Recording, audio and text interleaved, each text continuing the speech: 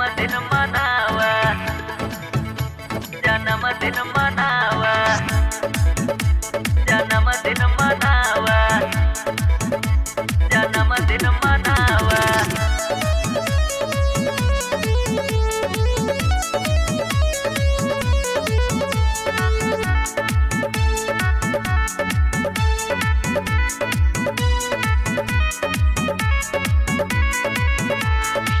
बसन बीबर मके बर्थडे बयाइल, घर में देखाया जे खुशी बछाइल। काट के केक खियावा, बसन बी के जन्मदिन मनावा।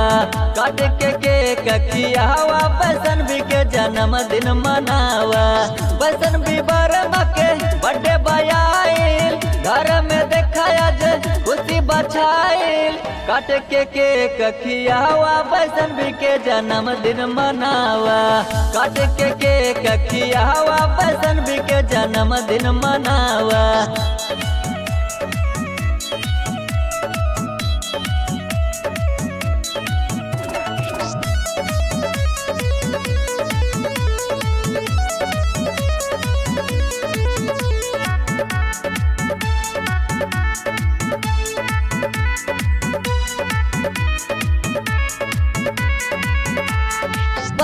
जनवरी के दिन हर सावे, प्रिंसी बहिन इनके गोदी खिलावे। प्रिंसी बहिन इनके गोदी खिलावे।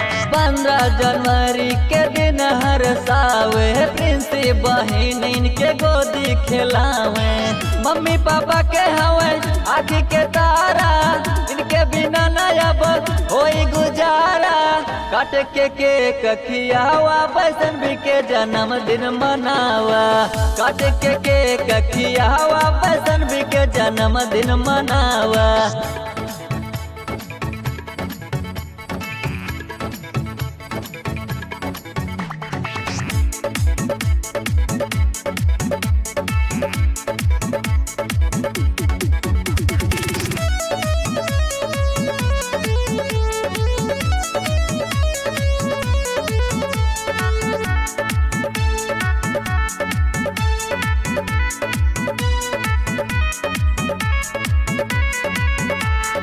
मामा यो मामी का सबसे है प्यारी, बसन बी बिटिया है सबका दुलारी। बसन बी बिटिया है सबका दुलारी। मामा यो मामी का सबसे है प्यारी, बसन बी बिटिया है सबका दुलारी।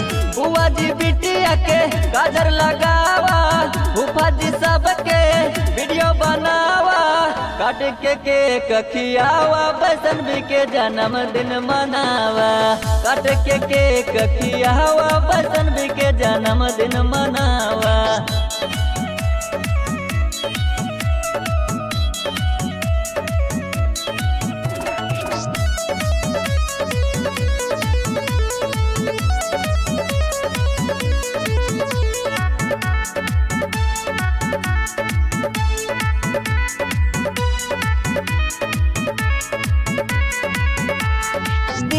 बधैया हमर परती का भैया, बसन बी बाधज के राखी कलैया। बसन बी बाधज के राखी कलैया। बधैया हमर परती का भैया, बसन बी बाधज के राखी कलैया।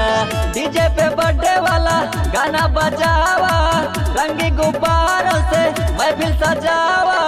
काट के केक खियावा, बसन बी के जन्मदिन मनावा। काट के केक खियावा, बसन बी के जन्मदिन मनावा।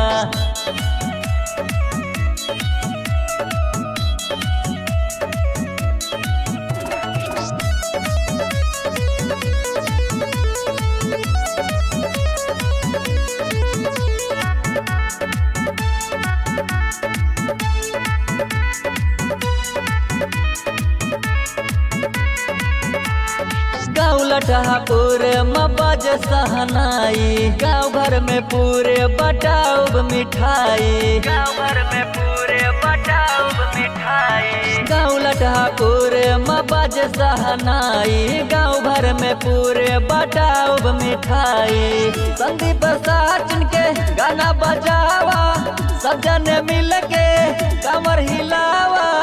काट के केक खियावा वैष्णवी के जन्मदिन मनावा। काट के केक खियावा वैष्णवी के जन्मदिन मनावा।